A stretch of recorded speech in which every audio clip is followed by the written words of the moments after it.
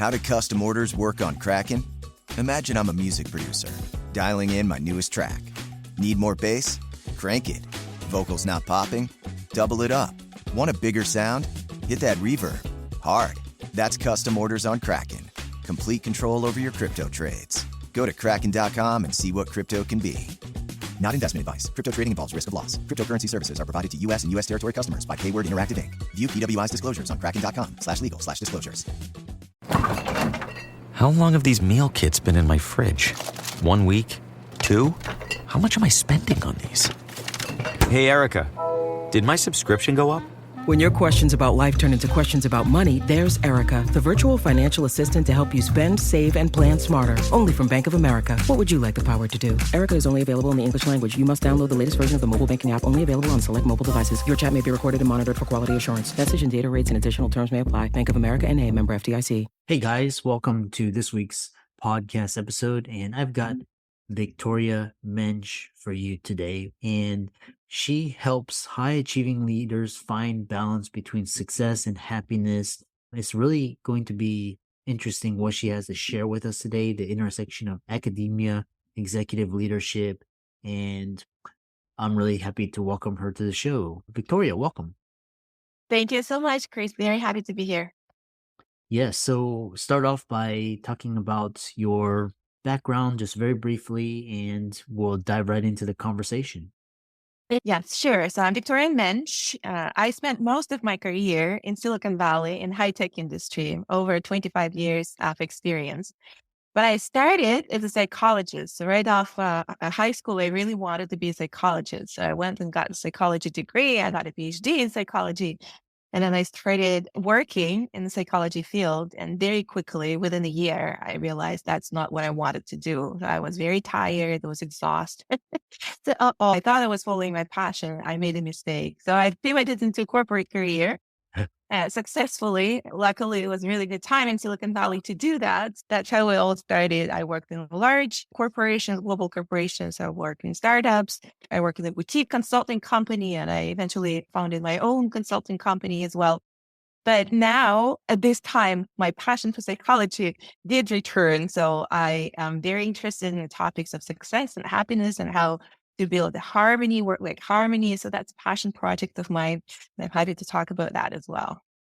Yeah, it's quite interesting. And one of these, a couple of my colleagues, they're startups down in Silicon Valley. And what's interesting is it's like a 5-year just work nonstop, just get product market fit, get Series A, all of that. How do you balance what you're talking about with this kind of startup culture where it's win at all costs? And if you have a work-life balance in Silicon Valley, you're out. Yeah, so that's why I don't really like the word balance. I like the word harmony. Harmony gives much more flexibility, right? Because it's really very personalized and very individual for each and every person. There are some periods in your life when you're all work. There's some period when you're all family. I think what's important is really to keep, and that's what I see in myself and what I see people that I work with as well, is to keep the understanding why you're doing this. The question why is very important. What's important for me is important, not what's important for other people, not what society tells us is important, what our parents told us that is important, not what we read in a glancy magazine, what's important for you. And you design this for you, right? So that's the question that's very important. So a lot of people say work, I cannot do anything else. So you lose control over your own course and your own life because of all those other influences.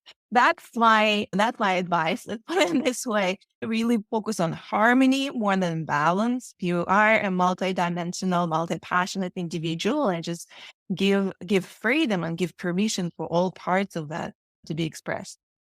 Interesting. The difference between balance and harmony. That's the other question is, with this idea of productive happiness, what are key strategies to transform everyday stress into productivity and genuine happiness?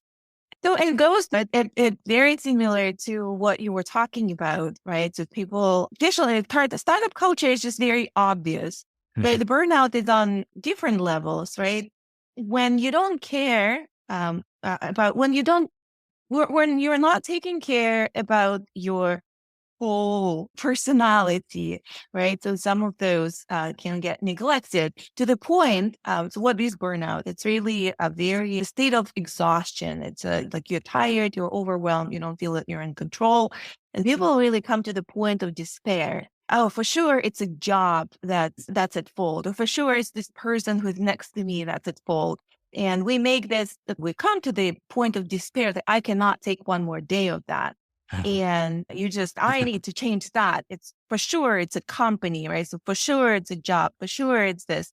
And we change that. We change the external circumstance and it helps. It does alleviate that very acute pain that we have. But lo and behold, a month later, you're finding yourself, 2 months later, you're finding yourself in the same situation because you took yourself with you. You got yourself out of that kind of external circumstance. You put yourself in another circumstance, but inside you stayed the same and you're going to into the same problems, the same frustrations, the same pain.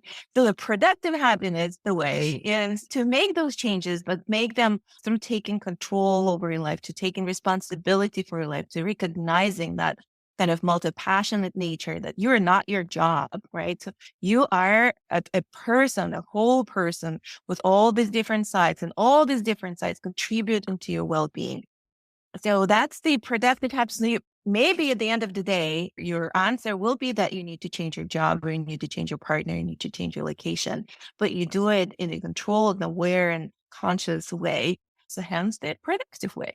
Interesting. I like that very proactive, intentional approach to life changes as opposed to reactive and leaving that negative baggage associated with those decisions. Another question I have, which was interesting, is what you were describing resonates with what I was reading about the other day, which was there's the Silicon Valley startup, which is basically public company or get acquired. But there's also startups what's called lifestyle, which sounds like what you're describing is this balance and harmony and just create an income for yourself that you can thrive and flourish. My question for you is this idea of what are some good strategies and practices to put in place to help manage the stress and how to also create proper boundaries when you're going about your day-to-day life. So when I talk about the burnout, I really like to talk about two levels of burnout prevention. The first level, and I think it's applicable to everyone. So if you think about our modern life, there are a lot of pressures and it's really fast paced, right? So there are all the disruptions that we're talking about. It could be technological disruptions. It could be political disruptions. It could be, I don't know, whatever that is. They're not going away, right? So they're going to continue. So the key here is really to how we manage that. So the first level of burnout prevention is really stress management techniques. It's just on the physiological level. How do you take yourself out of the survival mode into the what we call rest and digest mode? A lot of us, this is what stress is, right? It activates that survival reaction that everything shuts down. You're only looking for dangers, for life-threatening events, and reacting to those life-threatening events. So there's stress management techniques that we all heard about, but we're not really practicing, at least not on a discipline kind of consistent level. The way you talk to your survival system to calm it down is not verbal. That's the problem. That survival system doesn't really understand verbal cues, right? So it understands the level. It understands the language of breathing. It understands the language of movement. It understands the language of visualization and images and all that. So those are stress management techniques, how you send the signal to your survival system that the danger has passed. You can come down, right? So you can go into a normal kind of productive mode of operation. Breathing is one of those. Breathing, there's so many different breathing techniques out there. You explore them. Some of them are really simple. The one I really like is the boxed breathing, because you don't really need to get any certifications or anything. It's very easy. So you inhale on 4 counts or 5 counts. You hold your breath on 5 counts. You exhale on 5 counts, and you hold the breath on 5 counts. So when that stress and overwhelms comes up, when the anger comes up, whatever the emotional reaction that's out there, frustration, or fear, or anxiety. So you do 5 to 6 of those exercises, and the impact is immediate. Immediately, you get out of that anxious state. and you go into calm and a more controlled, again, more controlled and more natural state for us. Now, our natural state is really that rest and digest state. So movement is another one of those. I'm not talking about regular exercise. I'm not talking about going to a gym, to the gym 1 hour a day or running marathons.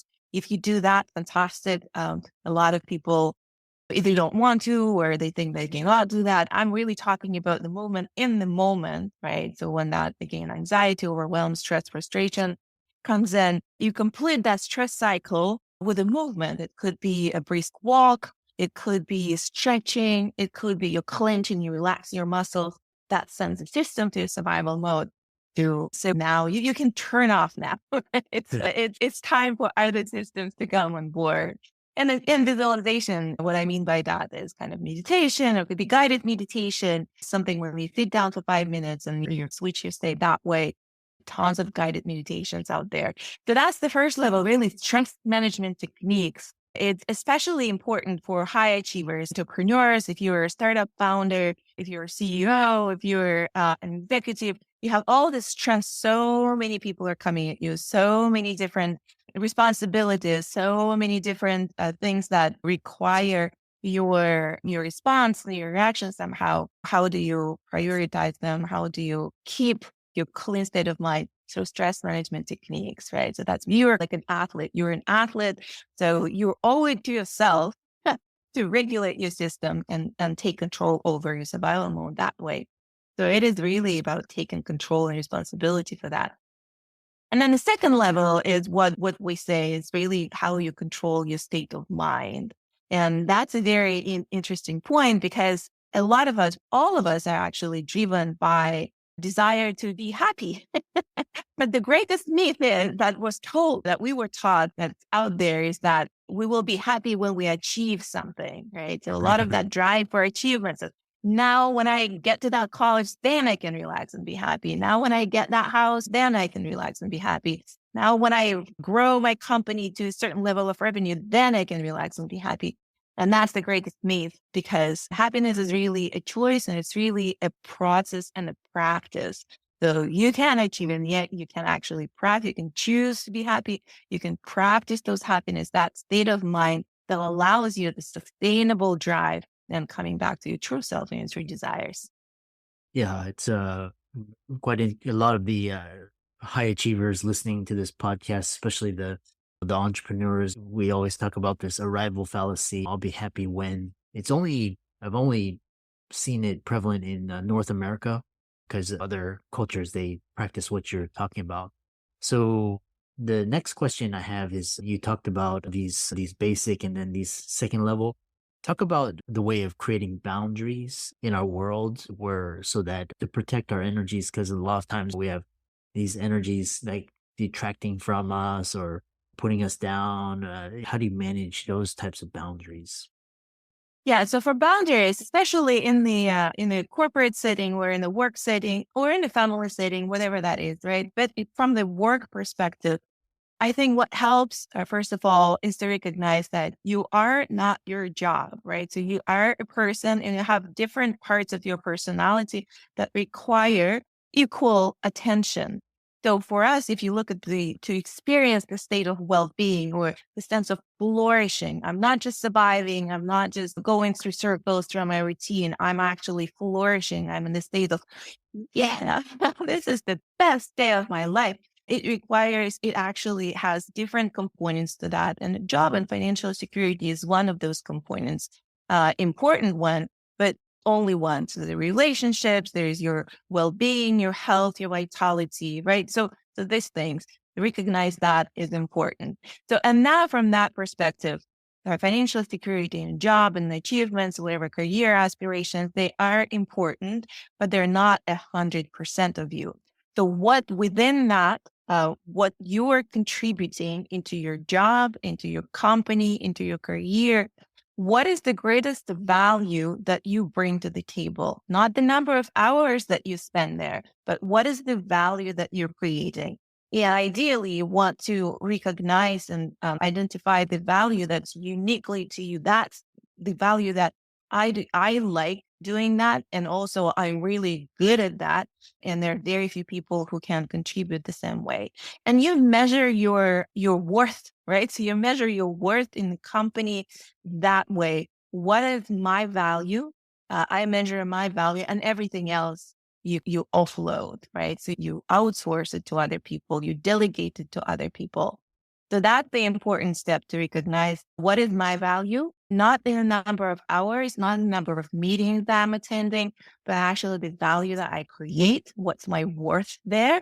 That's one step. And the second step is relinquish unnecessary control over all other parts where you're not contributing value. I call them surrogate activities, right? So I do them. I remember in my corporate career in the beginning, especially when I worked in large global corporations, so we had this really early morning calls with Europe, with Asia, the crazy in hours. And I would feel obligated to go there, even though I would not say a word, right? But like, I have to be there. People see my name on that Zoom screen. We do it out of fear, not out of bringing value. So you can easily offload and free up your space. You can say no to those, as long as you realize what is it that you want to say yes to. And again, relinquish control is the next step. Unnecessary control. Is this really my business? How people put together that spreadsheet, is this really my business? I really want to see the results for my employees, for people who contribute to my business. I want to see results, be clear on that, and how they get there.